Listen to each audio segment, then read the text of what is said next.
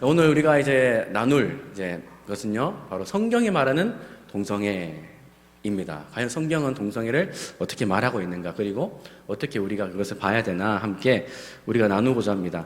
요즘 교계에서 물론 이제 전에부터도 이슈가 있었지만 최근 들어서 이제 이슈가 이제 커지고 있는 게 바로 차별금지법입니다. 우리가 이제 포스터도 사실은 지금 붙였는데요.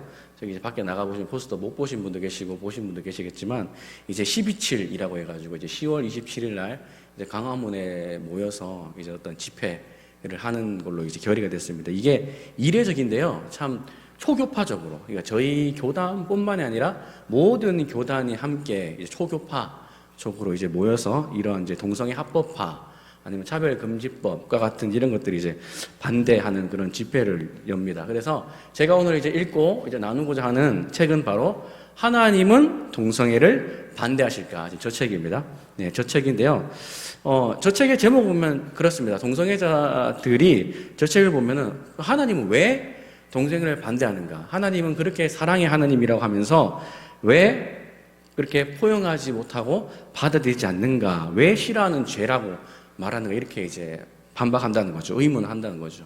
그래서 우리가 한번 살펴보도록 하겠습니다. 참고로 책의 저자는요, 목사님입니다. 저 목사님인데 저분도 젊은 시절에 동성애적인 어떤 동성애의 매력을 느끼는 그런 이제 유혹에 노출된 적도 있었던 목사님입니다. 그래서 이 책을 보면서 동성애에 좀 더 이해도가 참 높으시고, 또 어떻게 우리가 기독교인으로서 이 동성애를 바라봐야 될지 그런 내용들이 참 좋은 내용들이 있었습니다. 함께 나누도록 하겠습니다. 먼저는 동성애와 하나님의 설계입니다. 설계.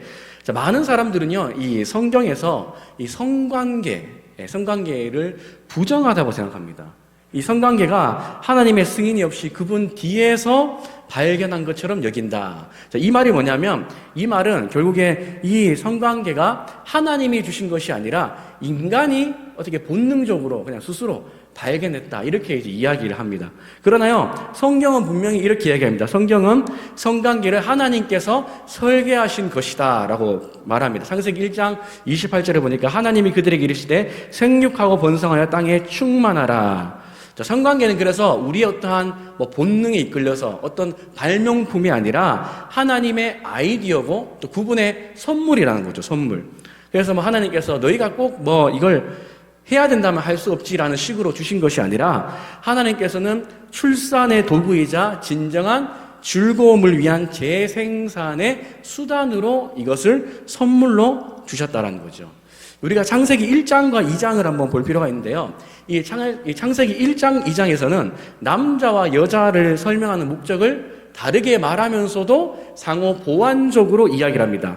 자, 창세기 1장에서는 이 인간이 하나님의 형상으로 창조되었고 남자와 여자의 성적 차이는 생식을 위한 것이다, 이렇게 이제 1장에서는 말합니다. 그리고 2장으로 넘어가면요, 남자와 여자를 좀 더 다른 관점으로 또 설명을 하는데, 하나님께서는 아담이 홀로 있는 것을 좋지 않다고 하시면서 하와를 만드셨습니다. 하와는요, 아담과 어떻게 보면 똑같은 재료로 만들어졌죠. 그런데 아담과 이런 의미에서는 같지만 남자와 여자라는 의미에서는 또 아담과 다르다라는 거죠. 그래서 쉽게 다시 한번 제가 말씀드리면, 창세기 1장은 이 여자와 남자를 설명할 때에 창조의 목적과 사명을 강조했다. 2장은 남자와 여자의 상호 보완적인 관계에 초점을 맞추고 있다, 이렇게 설명할 수가 있습니다.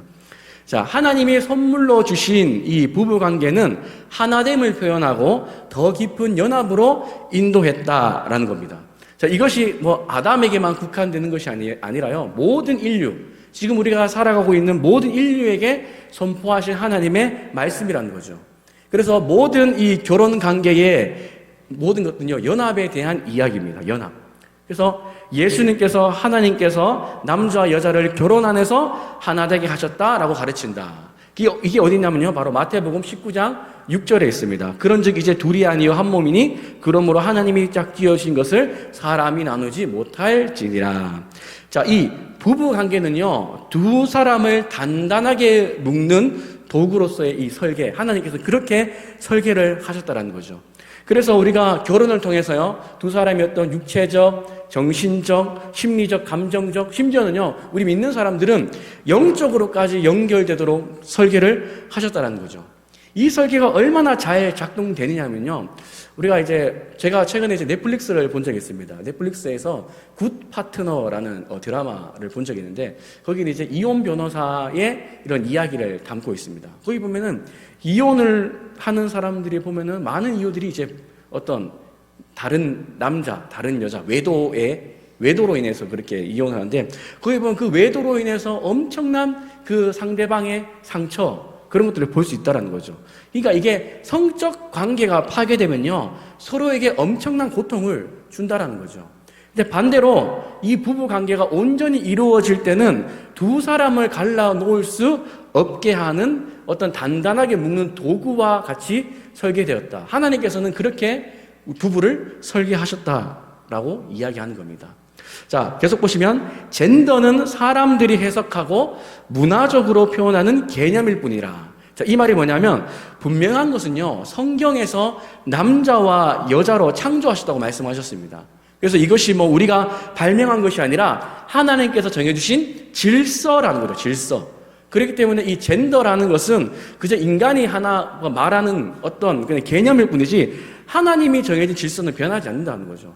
그래서 요즘에는 젠더가 여러 가지 얘기하죠. 남자도 있고 여자도 있고 삼의 성도 있고 우주의 성도 있고 여러 가지 이야기를 많이 합니다. 그러나 성경은 분명히 뭐라고 말씀하느냐? 딱 두 가지밖에 없다. 남자와 여자. 그래서 이 성적인 차이가 결혼을 가능하게 한다라는 겁니다. 만약에요, 남자와 여자가 없었다면 애초에 결혼도 사실은 없었을 겁니다. 이 남자와 여자의 연합을 기반으로 하고 이 아담과 하와가 이 하나 되었기 때문에, 창조되었기 때문에 이 한 몸이 되었다라는 것은 원래는 이들이 한 몸이 아니었다는 거죠. 근데 이제 이들이 재결합한다, 합친다라는 것을 의미합니다. 그래서 이 결혼을 자세히 우리가 들여다보면요, 하나님의 본성을 닮았다라는 거죠. 본성. 우리가 하나님의 본성을 어떻게 닮았다라는 것을 알 수 있냐면, 이 신명기 6장 4절에 우리 하나님은 여호와는 오직 유일한 여호와시니라고 기록됩니다. 여기 이 유일하다라는 이 히브리어 단어가요, 놀랍게도 우리가 창세기 2장 24절에 한 몸이 되었다라고 하는 이 한 몸이라는 단어와 동일하다는 거죠. 다시 말해서 이거는요, 결혼을 통해서, 연합을 통해서 하나님의 어떤 삼위일체를 우리가 조금이나마 경험할 수 있다는 거죠. 성부, 성자, 성령, 이 세 위격이 독립적이지만 완전하게 하나 된 것처럼 결혼도 마찬가지죠. 결혼도 각각 독립적인 남자와 여자가 만나서 그냥 둘이 사랑해서 사는 그런 의미를 뛰어넘어서요, 이런 독립적인 존재들이 완전히 하나 되는, 이것을 통해서 성삼위 하나님이 어떤 분이신지 조금이나마 알 수 있는 것이 바로 결혼입니다. 결혼은요, 어떻게 보면 그냥 사랑해서 만나는 게 아니라 하나님이 정해주신 아주 고귀한 어떤 설계라는 거죠. 그래서 부부 관계도 마찬가지입니다. 그래서 동성애는 그럼 어떠냐? 동성애는 그래서 결론적으로는 한 몸을 이룰 수 없다라는 거죠. 왜냐? 남자 여자가 아니기 때문에요. 성경에서는 남자와 여자가 한 몸을 이룬다고 했는데, 이 놀랍고도 신비한 이 연합됨을요, 동성애자들이 본인들이 아무리 서로를 사랑하고 서로를 위해 헌신하고 노력하고 한다고 해도요, 알 수 없습니다. 왜 그렇습니까? 왜냐하면 부부의 연합은 생육하고 번성하고 땅에 충만하라는 하나님의 명령을 이행하도록 설계됐기 때문입니다. 결국 이거죠. 물론 창세기에서도 이 생육하라 번성이 나오지만 이 말라기 2장 15절에도요, 경건한 자손을 얻고자 하심이라라는 말씀이 나옵니다.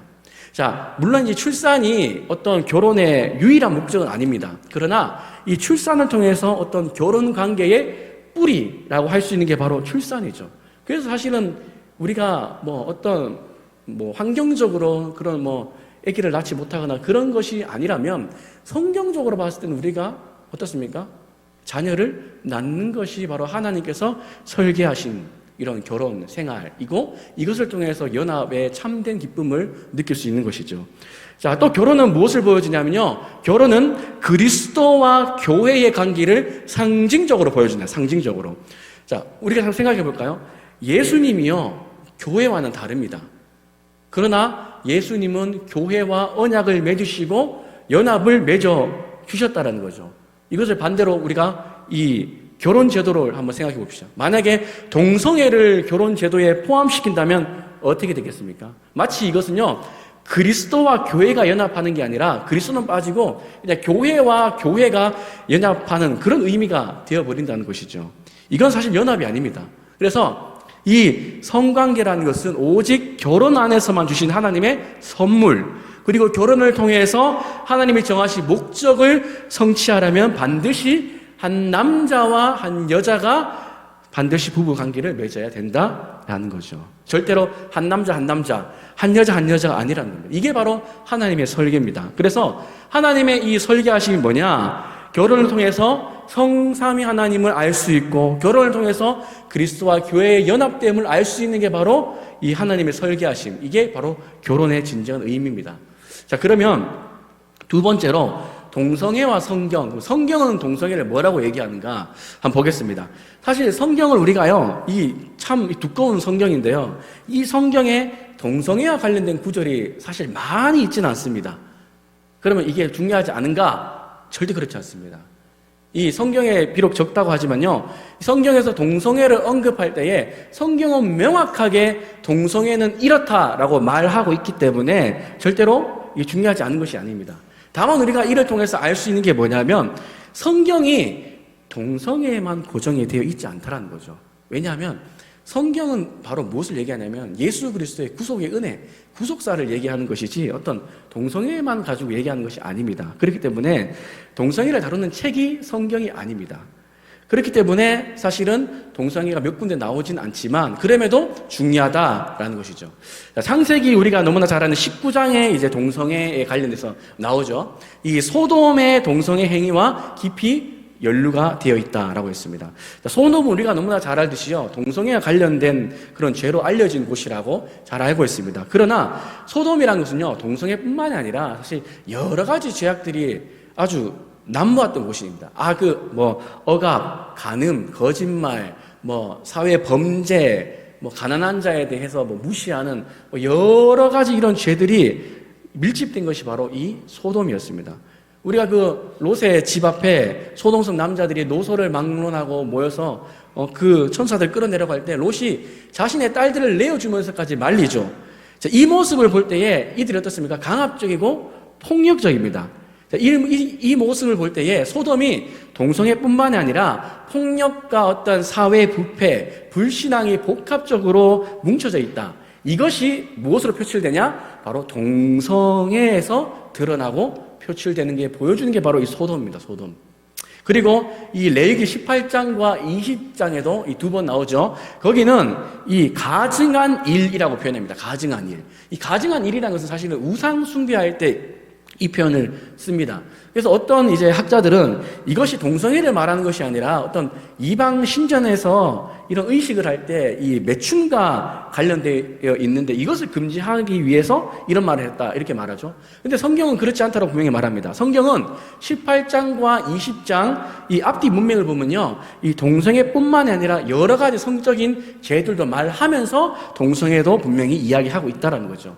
그래서 이 가증한 일이라는 이 레위기의 이 적용은 동성애만 해당하는 것이 아니라 다른 죄들도 똑같이 적용한다. 그런데 반대로 다시 말씀드리면 동성애 또한 죄라는 것을 성경은 분명히 말하고 있다라는 것이죠. 자, 바울은 어떻게 이야기했을까요?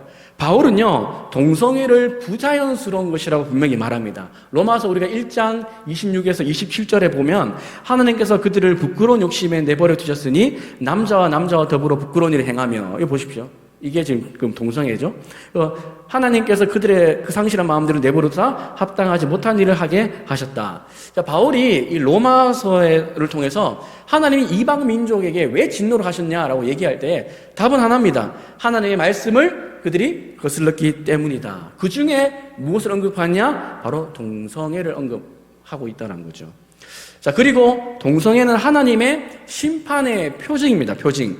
로마서 1장 28절에 보니까 그들이 마음에 하나님 두기를 싫어하며 하나님께서 그들을 그 상실한 마음대로 내버려 두사 합당하지 못한 일을 하게 하셨다.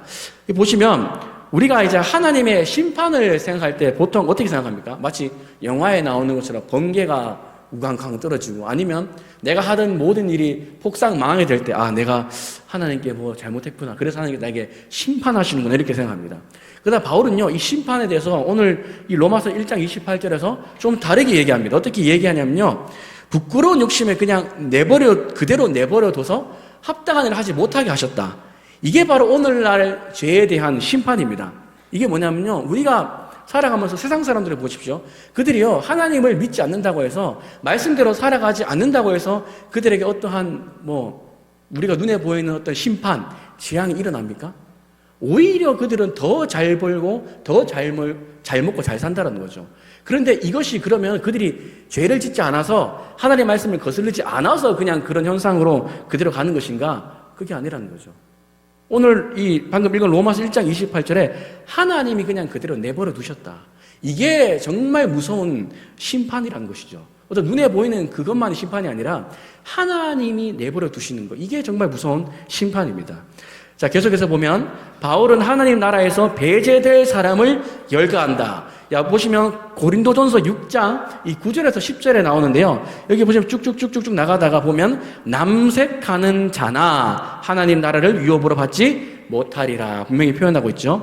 여기에서도 성적인 죄가 여러 가지 등장하는데 마지막에 남색, 이게 이제 동성애입니다. 그래서 바울은요, 이 고린도전서 6장 9절 앞에 이렇게 얘기합니다. 불의한 자가 하나님 나라를 유업으로 받지 못할 줄을 알지 못하느냐? 미혹받지 말라. 그러니까 한마디로 이런 거죠. 아, 동성애 그거 하나님께서 사랑하시는 거야. 동성애 다 하나님께서 포용하시고 이해하시겠지. 거기에 미혹되지 말라, 속지 말라라고 지금 말하는 거죠.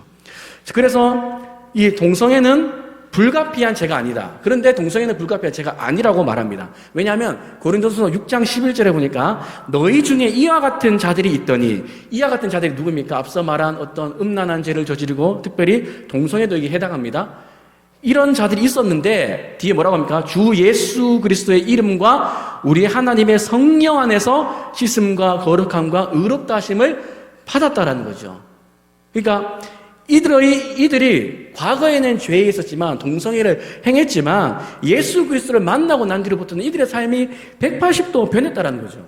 그런데 요즘에는요, 동성애들이 주장하는 게 뭐냐면, 그거 선천적인데 어떻게 바꿉니까? 내가 하고 싶어서 동성애 하는 자식, 이렇게 얘기합니다.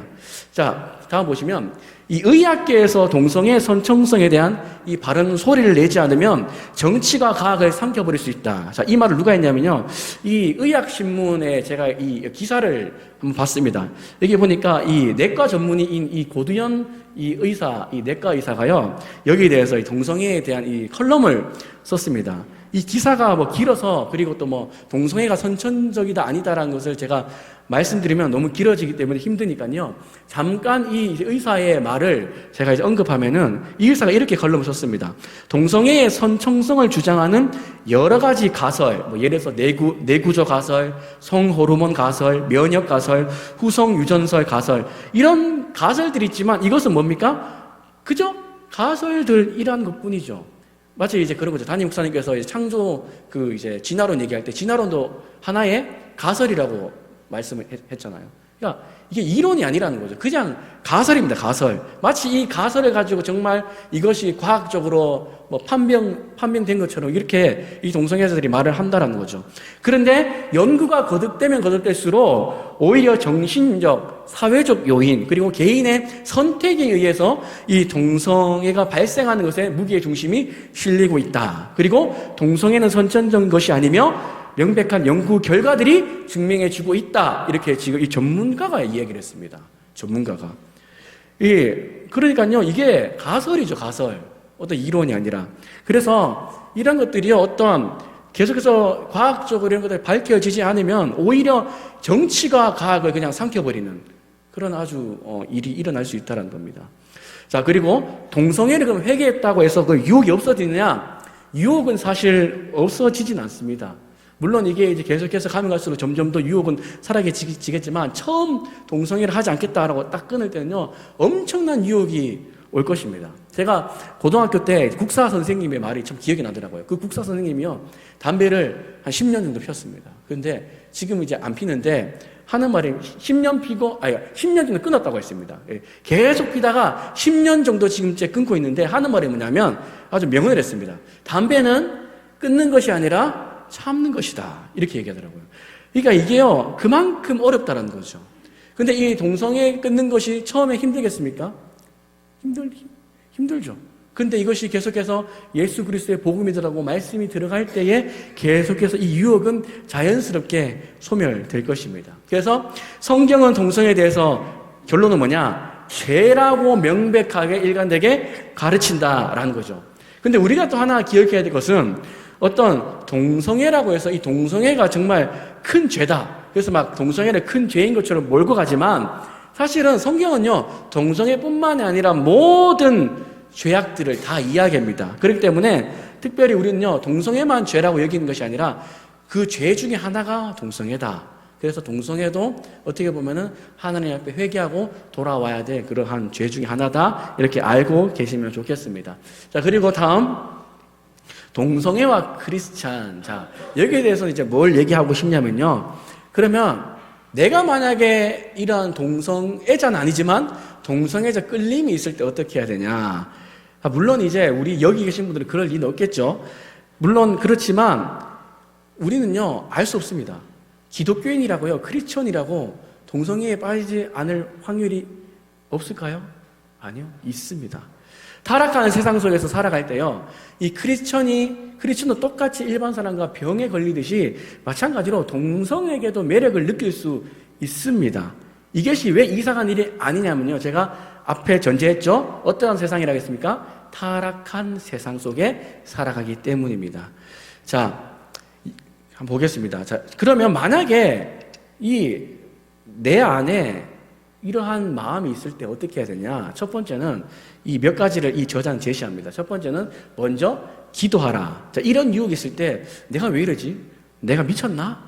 꽁꽁 싸매는 것이 아니라 말하지 못할 것들도 하나님 아버지께 털어놓을 수 있는 이슈임을 알아야 된다는 거죠. 어떤 사람들이 이런 것, 기도조차도 못하는 사람들이 있습니다. 그런데 이런 것이 내가 정말 기도해야 된다는 이슈거림을 내가 명확하게 안다라는 거죠. 그래서 하나님께 우리의 혼란과 고민을 털어놔야 된다는 거죠. 우리의 감정, 우리가 다 알 수 없습니다. 우리라고 내 자신이라고 내가 다 알 수 없는 거죠. 그러나 하나님은 다 아십니다. 하나님께서 우리에게 지혜를 주신다고 분명히 약속하셨기 때문에 우리는 그분께 기도하고 지혜를 구해야 되는 것이죠. 그리고 하나님께 우리의 유혹을 이야기해라. 우리의 모든 죄악들을 이야기하라는 거죠. 마태복음 6장 13절에 예수님께서 우리를 시험에 들게 하지 마옵시고 다만 악에서 구하옵소서 이렇게 이야기합니다. 유혹에서 건져달라고 기도하라고 가르치셨다는 거죠. 그래서 하나님께서 우리의 이러한 상황을 벗어날 수 있도록 길을 열어주시고 또 이해해 주시고 공감해 주시는 분이 누구시냐? 바로 하나님밖에 없다는 거죠. 그래서 기도가 놀라운 게 뭐냐면 사람을 통해 얻지 못할 것을요, 기도를 통해서 우리는 얻게 됩니다. 우리가 이것만 생각해도 우리는 얼마나 큰 복을 받은 자들인지 모릅니다. 두 번째는 기도하고 그다음 두 번째는 그 문제에 대해서 올바르게 한번 생각해 보라는 거죠. 다시 말해서 이 동성애에 끌리는 감정의 의미가 나에게 무엇을 의미하는지, 그리고 반대로 의미하지 않는 것이 무엇인지 판단해야 된다는 거죠. 자, 그것이 뭐냐면 다음과 같습니다. 동성애적 끌림 성향이 자격을 박탈할 수 없다. 자, 이 말이 뭐냐면요, 이 크리스천 중에서요, 이 동성애적 끌림을 경험한 사람의 대부분이 영적으로 자신을 정말 불결하다라고 이렇게 생각한다고 합니다. 심하면 자신을 수리할 수 없는 그런 손상된 물건처럼 그렇게 생각한다고 합니다. 이들이요, 또 어떻게 하냐면 이성애자들과도 비교를 한다고 합니다. 이성애자들은 사실 본래 의도대로 자신에 맞게 어떤 성적인 그런 것들을 표출하는 거지만 자신은 어떻습니까? 반대로 자신은 이성이 아닌 동성에게 이런 성적인 유혹을 느끼니까 이것이 왜곡되었다 이렇게 생각해버리니까 더 자신들을 마음의 문을 닫고 부끄러움을 더 이들이 가중시키게 되는 것이죠. 물론 이것이 정상이고 바람직하지 않다라는 것을 알기 때문에 돌이킬 수 있는 기회가 됩니다. 기회. 그런데 반대로 이것을 알지 못하면요, 어떻습니까? 나의 동성애적 성향이 정상이다 이렇게 생각해버리면 정말 돌이키기가 어려운 것이죠. 두 번째는 동성애적 끌림 성향이 자신의 존재 자체를 규정지을 수 없다는 거죠. 자, 이 말은 뭐냐면 동성애자 아니라 동성에게 좀 끌리는 성향이 있다 했습니다. 그러니까 동성애자가 아니라 내가 좀 그런 마음이 있다. 이런 마음만 들어도, 이런 감정만 있어도 이것이 어떤 우리의 정체성이다 라고 이렇게 생각해 버린다는 거죠. 이렇게 생각하면은 안 된다라는 겁니다. 동성애만이 죄이고 다른 죄는 다른 죄에 대해서 어떠한 관심사가 아닌 것처럼 되어버릴 수도 있습니다. 그러니까 동성애적 끌림이 어떤 크리스천으로서의 삶을 전체를 들여다보는 어떤 렌즈가 될 수 있습니다. 그러나 이것을 우리의 삶에 규정을 지어서는 안 된다는 거죠. 그래서 이 책을 쓴 이 저자는요, 이 동성애에 이끌렸던 남자 그리고 여자들이요 10대 사춘기 때 이런 일들이 많이 일어났다고 합니다. 그런데 이들이 지금은 오히려 그냥 정상적으로 이성 간에 그냥 끌림으로 이렇게 넘어간 사람도 참 많았다고 합니다. 그러니까 여기서 중요한 것이 무엇이냐? 동성애적 끌림이 있다고 해서 내가 정말 동성애자가 되었나? 이런 마음을 가질 필요는 없다는 거죠. 그래서 어떻게 해야 되냐? 세 번째는 다른 사람의 지지를 구하라는 거죠. 지지를. 갈라디아서 6장 2절에 이렇게 기록되어 있습니다. 너희가 짐을 서로 지라. 그리하면 그리스도의 법을 성취하라. 자, 특히 교회에서 이런 이야기하는 게 참 쉬울까요?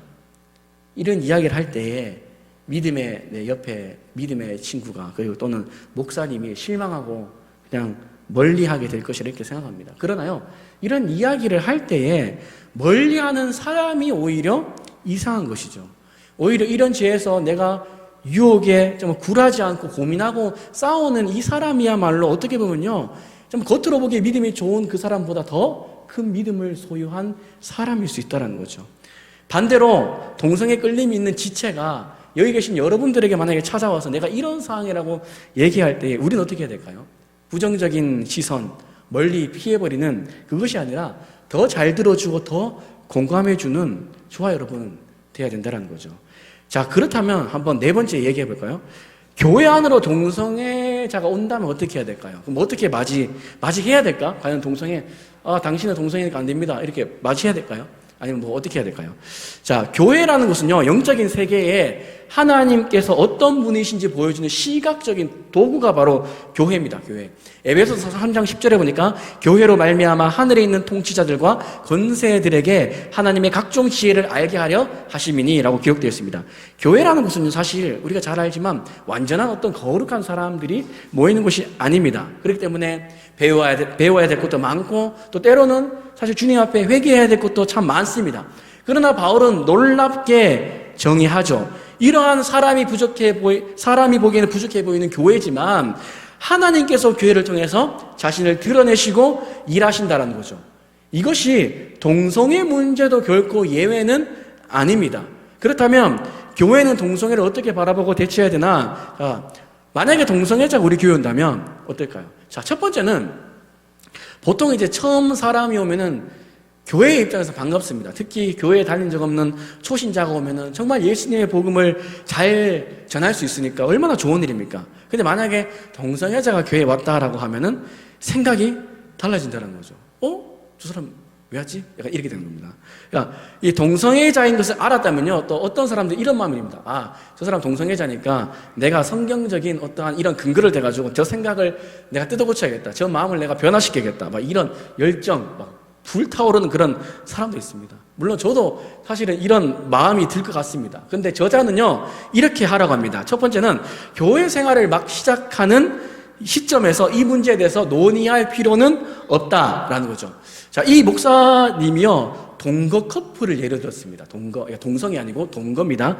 만약 교회에 이성 커플이 왔는데 결혼하지 않고 본인들이 이제 동거를 한다라고 이렇게 이야기를 꺼냈습니다. 그러면 처음부터 이 목사님이 예를 들어서 동거요? 동거가 성경적으로 맞지 않습니다. 하나님께서 원하신 거 아니에요. 그거 죄예요. 이렇게 얘기를 하냐라는 거죠. 그렇지 않다라는 거죠. 그러니까 물론 이것이 적절한 때는 이것이 다루어져야 되지만 처음부터 막 그렇게 성경이 어떻고 저떻고 쏘아붙이지 않는다는 거죠. 이들에게 있어서 관심을 줘야 되는 1차적인 것은 뭐냐면 이 동거 커플이 교회에 왔을 때 자신들이 사랑으로 환영받고 또 주님의 복음의 말씀을 듣게 하는 것, 이것이 중요하다고 했습니다. 자, 그럴 때 어떻게 되느냐? 두 번째는 예수님이 무엇을 요구하시는지 알기 전에 그분이 누구신지 알게 해야 된다는 거죠. 그래서 동성애자가 하나님의 은혜를 아직 모르는 상태입니다. 그런데 하나님의 빛 가운데 사는 방법들을 막 얘기하죠. 이렇게 살면요, 이렇게 살아야 됩니다. 이렇게 살면 하나님께서 기뻐하시면, 이런 얘기를 한다고 해서 의미가 없다는 거죠. 먼저 하나님의 그 은혜, 예수 그리스도의 그 구속의 은혜가 무엇인지에 대해서 먼저 알게 해주는 거, 이게 우선이란 겁니다. 그래서 동성애자가 처음 만약에 교회에 온다면 똑같이 사랑하고 또 환영하고 똑같이 대해야 된다는 거죠. 왜냐하면 결국 변화시키는 것은 우리가 아니라 하나님이시기 때문입니다. 이들이 다른 초신자와 같이 똑같이 말씀을 듣고 예수 그리스도가 누구신지 진정으로 알게 될 때에 어떻게 될까요? 예수님이 자신에게 요구하는 게 무엇인지도 깨닫게 된다는 거죠. 자, 그래서 이 동성애적 끌림 성향이 있는 공동체, 이 지체를 어떻게 도울 수 있는지에 대해서 이야기한다면, 첫 번째는 쉽게 이야기할 수 있는 분위기가 돼야 된다는 거죠. 앞서도 말씀드렸지만 교회에서 어떤 동성애를 무조건적으로 뭐 배척하고 심지어는 막 정치적 이슈까지 막 얘기하면서 막 그런 것도 있는데요. 특히 이거는 그럼 이렇게 되죠. 죄는 미워하되 사람은 미워하지 말라고 했는데 어떻게 그럴 수가 있냐. 이런 이제 구별이 안 되는 이런 일들이 막 벌어집니다. 그래서 생각 없이 뱉은 말이요, 어떻게 보면 사람에게 상처를 준다는 거죠. 두 번째는 그래서 동성애적 이런 이슈뿐만이 아니라 크리스천이 일반적으로 고민할 수 있는 그런 약점, 그런 고민들도 자유롭게 나눌 수 있는 환경이 돼야 됩니다. 그리고 세 번째는 이건 팀 켈러 목사님이 이렇게 얘기했는데요. 교회가 의사를 기다리는 대기실처럼 느껴야지 취업 면접을 기다리는 대기실 같으면 안 된다. 진짜 공감되십니까? 교회에 오면은 마치 뭐가 막 성경적으로 그러면 안 돼. 막 이렇게 물론 이제 그것도 필요하지만요. 어떤 대기실에서 막 긴장해서 막 그렇게 막 와야 되는 그런 것이 아니라는 것이죠.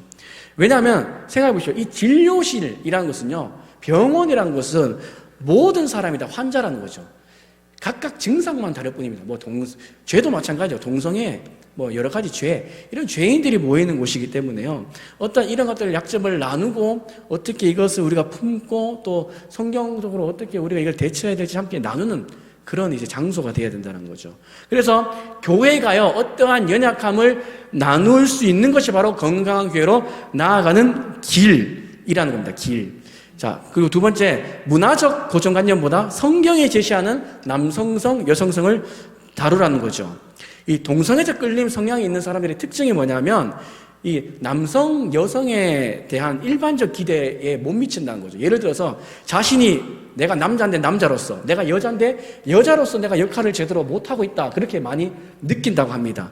그래서 교회에서요, 아니면 우리가 그 사람들을 대할 때 남자는 이렇게 해야지, 남자는 밖에서 돈을 벌고 여자는 집에서 살림을 해야지, 이런 식으로 얘기한다든가, 아니면 남자가 집에서 결정할 때에 그거 다 따라야지, 무조건 순종해야지, 이런 식으로 얘기해서 안 된다는 거죠. 오직 우리는 무엇을 얘기해야 되냐? 남자와 여자를 얘기할 때에 성경에서 이야기하는 것만 우리가 얘기할 수 있어야 된다는 거죠. 자, 그리고 이제 그 반대로 동성애자들이 교회에 왔습니다. 오는 건 좋습니다. 용납하고 품었습니다. 그런데 반대로 교회에 들어와 동성애가 옳다고 계속 주장한다면 어떻게 해야 되냐? 자, 이것도 이제 문제죠. 무조건적으로 용납해야 되나라는 겁니다. 사실 용납이란 단어를 우리가 제대로 이해한다면요, 이런 고민을 할 것조차도 없습니다. 이 그리스도인은 왜 동성애자를 사랑으로 용납하고 품지 않는가, 이런 얘기를 많이 하죠. 보통 이제 동성애자를 옹호하는 사람들이 그런 얘기를 많이 합니다. 제가 인터뷰를 본 적이 있는데요, 동성애를 옹호하는 어떤 이 목사님이 인터뷰를 했는데 그 목사님께서 이렇게 말합니다. 예수님께서 사랑하라고 하셨는데 다 품어야지, 이렇게 얘기하더라고요. 저는 참 그걸 보고 많은 생각이 들었습니다. 그리고 이분들이 또 나름의 성경적인 근거도 듭니다. 이래서 성경이 이러니까 왜 사랑하지 않느냐. 예수님께서 가늠한 여인에게 돌로 치라, 너희가 죄 있는 사람을 돌로 치라 했는데 어떻게 됐냐. 그렇잖아요. 봐라. 이런 얘기를 하죠. 근데 성경이 이렇게 이야기합니다. 성경은요, 어떤 이슈들에 대해서는 허용을 합니다. 로마서 14장 5절에 보니까 어떤 사람은 이날을 저날보다 낮게 여기고 어떤 사람은 모든 날을 각기 여기다니 각각 자기의 마음대로 확정할지니라. 자, 바울의 어떠한 논란의 여지가 있는 어떤 그런 문제들은 때로는 각자의 마음대로 정리해서 해라라고 합니다. 그런데 반대로 타협할 수 없는 이슈가 있습니다. 뭐냐면 복음 자체를 위태롭게 하는 이슈는 타협할 수 없다는 거죠.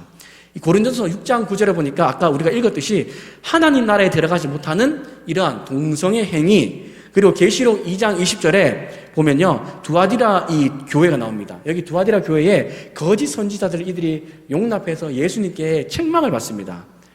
그때 자 한번 보실까요? 뒤에 이미지를 한번 볼까요? 이미지를. 이게 뭐냐면요, 이 차별너머라는 이 감리회 목회자들이 이 주축이 된 이 모임입니다. 이들이 올해 7월 16일 날 기독교 대한 감리회 본부 앞에서 기자회견을 열었습니다. 기자회견을 열면서 뭐라고 했냐면 그 어떤 혐오도 사랑이 될 수 없습니다라는 성명을 발표했습니다. 이 만약 목회자로서 어떤 종류 어떤 것이라도요, 동성애 행위를 괜찮다, 이거 다 포용하고 사랑으로 우리가 감싸야 된다라고 이렇게 주장한다면 이건 사실상 아까 말씀드린 계시록 2장 20절에 사실 멸망의 길로 내모는 그런 일이 되는 것이죠. 그래서 예수님은 그 거짓 선지자와 회개하지 않는 자를 반드시 심판하겠다 했습니다. 최근에 이제 감리회 이동환 목사님이랑 그분도 성소수자들에게 축복 기도를 하다가 출교를 당했죠. 사실 어떻게 보면 이거는 감리회가 이 일에 대해서 용납하지 않겠다라는 거예요. 용납하지 않겠다. 자, 다음 보시면, 그래서 용납과 무기는요, 구별돼야 된다는 거예요. 구별. 그래서 존 스토트 목사님은요, 용납에 대해서 이렇게 얘기합니다. 하나님의 용납이란 회개하고 믿는 사람은 누구든지 용서한다는 뜻이지 계속 죄를 짓는 것을 묵인한다는 뜻은 아니다, 이렇게 얘기했어요. 이게 바로 용납과 묵인의 차이죠. 그러니까 뭘 얘기하고 싶냐면, 저는 교회 안에 동성애들이 찾아올 때 당연히 사랑으로 환영하고 품어야 되죠. 근데 이들이 만약에 잘 있다가 어느 순간 나는 동성애 포기할 수 없습니다, 나는 이렇게 해서 교회에 만약에 물을 들인다, 그러면 교회는 단호하게 여기에 대해서 대처할 수도 있어야 된다는 거죠. 자, 다음 계속 보겠습니다. 제가 시간 관계상 제가 지금 길게는 못하겠고요. 자, 교회 밖 세상에서 동성애를 어떻게 봐야 되나, 다음 한번 넘겨볼까요? 다음. 자, 다음. 자, 우리가요, 이 교회 밖에서 이제 동성애를 바라볼 때 어떻게 해야 되냐. 자, 여기 이 이미지가 누구냐면 바로 존 칼빈입니다. 존 칼빈은 우리가 아시는 분은 아시겠지만 종교개혁주의자죠. 그리고 신학적으로나 어떠한 정치적 이 사상이 이 개혁주의와 어떤 저희 지금 장로교, 보수 이런 교단에 오늘날까지 큰 영향을 미친 분이 바로 이 칼빈입니다. 칼빈은요, 국가 간에 대해서 이렇게 얘기합니다. 첫 번째는 교회와 국가가 분리되어서 국가가 건세에 복종해야 된다, 이렇게 말합니다. 그런데 이것도 맞는 말이지만 또 칼빈이 어떻게 얘기하냐면요, 그러나 국가가 하나님 말씀에 반하는 것을 요구할 때에 따라선 안 된다고 분명히 말한다 라고 하면서 사도행전 5장 29절을 듭니다. 그리고 이 기독교 강요에 이 내용이 있습니다. 예를 들어서요, 동성애자들이 교회에 오거나 어떤 개인적인 만남을 가질 때는 그들에게 사랑을 베풀어야 되지만, 예를 들어서 국가가 동성애 성소수자들에 대해서 보호한다는 명목하에서 어떤 성경에 반하는 동성애 합법화, 차별금지법 등을 제정하려고 한다면 어떻게 해야 되냐, 어떻게 대처해야 되냐. 물론 기도도 해야 되지만 우리가 거부한다라는 것을 드러낼 수도 있어야 된다는 거죠. 이게 바로 우리의 어떠한 하나의 방법, 역할의 방법이 될 수 있습니다. 자, 그래서 국가의 권위는 하나님으로부터 부여된 것이며 하나님의 뜻과 일치할 때에 정당성을 가진다라는 거죠. 우리가 성경에도 잘 나와 있잖아요. 다니엘서 3장과 6장에 보시면 그 우상 숭배를 거부하고 기도를 금한 법에 대해서 다니엘이 저항했잖아요. 세 친구들이 저항을 했다는 거죠. 그래서 다음 보시면 2024년 9월 18일 날 이 동성부부로서 일명 동성부부입니다. 사실 동성부부로 저는 별로 명칭하고 싶지 않지만 일명 동성부부로서 본인들이 건강보험 피부양자로 등록해줘야 된다라고 했을 때 대법원이 만장일치로 그래 판결을 내려버렸습니다. 이게 뭐냐, 결국 이 판례가요, 이제는 동성애 합법화 길을 어떻게 보면 한번 열어주는 이런 셈이 된 것입니다. 그래서 오늘 이제 결론은 무엇이냐, 그래서 우리가 이제 앞에 이제 포스터도 이제 붙었습니다만은 우리가 기도하는 것도 함께 또 개인적으로 기도하는 것도 어떠한 그런 방법이 될 수 있지만, 저렇게 10월 27일 날 이례적입니다. 사실 모든 교단들이 모여서 여기에 대해서 우리가 하나님의 뜻에 반한다, 이거는 안 된다라는 것을 의사를 표현하는 어떤 집회, 이런 하나님께 올려드린 이 기도회에 참석하는 것도 하나의 방법이 될 수 있다라는 것을 말씀드리고 싶습니다. 오늘 그래서 사실 더 많이 있지만 시간 관계상 제가 다 하지 못했습니다. 그래서 결론은 뭐냐? 그래서 마지막 결론입니다. 동성애는 하나님께서 반대하시는 명백한 죄이다. 그리고 두 번째는 동성애자들이 교회에 오거나 개인적으로 다가올 때는 피하는 것이 아니라 우리가 사랑으로 품고 맞이할 수 있어야 된다. 그리고 세 번째는 교회 밖 이러한 이슈들이 있을 때에 개인적으로 기도하는 것도 좋지만 이러한 집회에도 참여하는 것도 우리의 어떠한 하나님의 뜻을 우리가 드러내는 데에 하나의 방법이 될 수 있다라는 것을 말씀드리겠습니다. 기도하겠습니다.